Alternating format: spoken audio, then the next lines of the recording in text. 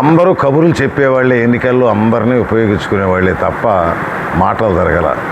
వేద పండితం అనేది వేద పండితులు మరి పోస్టింగ్ ఇవ్వటం బ్రాహ్మణ వర్గానికి అంటే నేను వేరే అని కాదు, దీంట్లో ఇతరులకు ఎవరికి అవకాశాలు లేవు. అంటే అవకాశాలు లేక కాదు, దాని మీద ఆసక్తి చూపరు, 12 సంవత్సరాలు ఆసక్తి చూపరు. ఎందుకంటే 12 సంవత్సరాల పాటు చదవాలి అంటే దేవుని ఆరాధనలో ఉండేటువంటి వ్యక్తులకే ఇది సాధ్యమవుతుంది తప్ప ఏదో వ్యాపారాలు చేసుకునే వాళ్ళకో లేకపోతే ఇతరులకి. అందుకని బ్రాహ్మణులకే అవకాశం వచ్చిందనే సంతోషం నాకుంది. ఎందుకంటే రాష్ట్రం యావత్తు కూడా కూటమి ప్రభుత్వానికి మద్దతుగా బ్రాహ్మణులు నా కళ్ళారా చూశా. ఏనాడు కూడా సూర్యనారాయణ గారు బ్రాహ్మణులు అందులో మహిళలు పోలింగ్కి పెద్దగా వచ్చేవాళ్ళు కాదు. నా దగ్గర ప్యాటర్న్ ఉంటుంది, ఏ బూత్లో ఏ వర్గాల నుంచి వచ్చినాయి. జనరల్గా బ్రాహ్మిన్స్ ఓటేయటమే తక్కువ, ఉండదంటూ 50%. దాంట్లో మహిళలు వచ్చేటప్పటికి 20 ఇంకా లెస్ అన్నమాట. అటువంటిది మొన్న ఒక పట్టుదల వహించి నేను బ్రాహ్మణులకే కేటాయించినటువంటి బూతుల దగ్గర నేను ఉన్నాను. రాత్రి 12 అంటే తారీఖు కూడా మారిందండి. అది ఏ బూత్తో మీకు తెలుసు. BFA painting, applied arts, photography, videography, editing, cinematography degree కోర్సులకు చిరునామా Shri Venkateshwara college of fine arts, Madhapur, Hyderabad. Admissions open for 2026-27.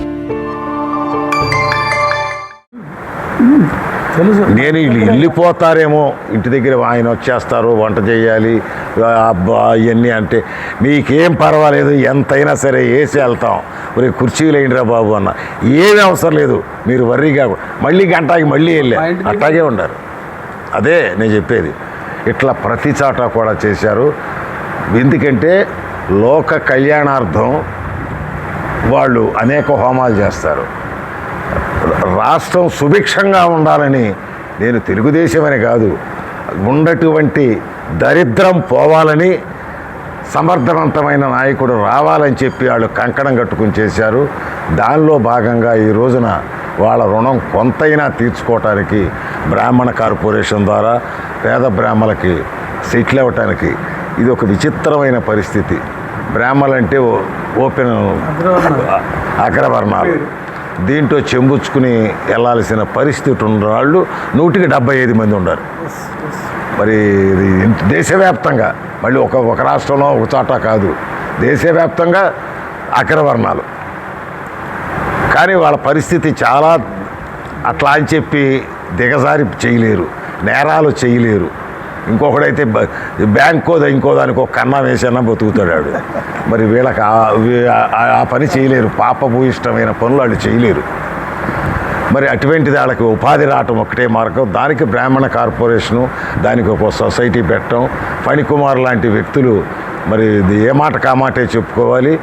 మరి ఆ వర్గానికి కావలసినటువంటి అన్ని సహాయ సహకారాలు అందిస్తూ సూర్యనారాయణ గారు లాంటి పెద్దల యొక్క సలహాలు తీసుకుంటూ అటు చేసుకుంటూ పోతూ ఇదే రాష్ట్ర వ్యాప్తంగా ఈ రోజున కూటమి ప్రభుత్వం 792 పోస్టులు మనకి వేద పండితులకు అవకాశం ఇచ్చినందుకు ముఖ్యంగా కూటమి ప్రభుత్వానికి, చంద్రబాబు నాయుడు గారికి, నారా లోకేష్ గారికి, అదేవిధంగా పవన్ కళ్యాణ్ గారికి కూడా ధన్యవాదాలు తెలియజేసుకుంటూ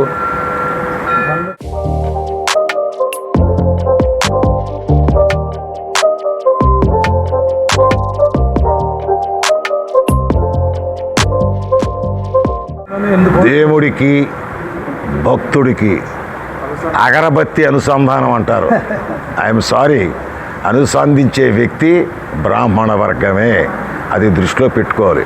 మనం దేవుడి దగ్గరికి వెళ్తున్నాం, ఆవుని పూజిస్తాం, మనం మహాలక్ష్మి స్వరూపం, శ్రీ మహావిష్ణువు స్వరూపం. అదేవిధంగా గుళ్ళో దేవుడికి ప్రార్థిస్తాం, మొక్కుకుంటాం. అనుసంధానం చేసే వ్యక్తి బ్రాహ్మణులే. మనిషి పుట్టుక నుంచి చావు వరకు బ్రాహ్మలే, వాళ్ళ అవసరమే ఉంది. కాబట్టి వాళ్ళని నేను చిన్నవాళ్ళైనా పెద్దవాళ్ళైనా అందరినీ గౌరవించే కారణం మనకి పాప మంకిలం అంటుకోకుండా వాళ్ళు చేసేటువంటి ఏదైతే వేద పఠనం ఉందో ఆ వేద పఠనం ద్వారా మనుషుల్ని చైతన్యవంతం చేసి పాపల నుంచి విముక్తి కలిగే పాపాల నుంచి విముక్తి చేయటానికి మార్గదర్శులు. అటువంటి మార్గదర్శులకి ఈ రోజున చంద్రబాబు నాయుడు గారు ఏక్ దమ్మున రాష్ట్ర ఆర్థిక పరిస్థితి బాగుండకపోయినా టీటీడీ సహకారంతో టీటీడీ ద్వారా భారతదేశం మొత్తానికి 792 మంది, అందులో ఆంధ్రప్రదేశ్కి 552 మంది, కృష్ణా జిల్లాలకు వచ్చేటప్పటికి 18 మంది, మన బంబర్కు వచ్చేటప్పటికి 8 మంది. ఈ రకంగా మరి రావటం సంతోషం.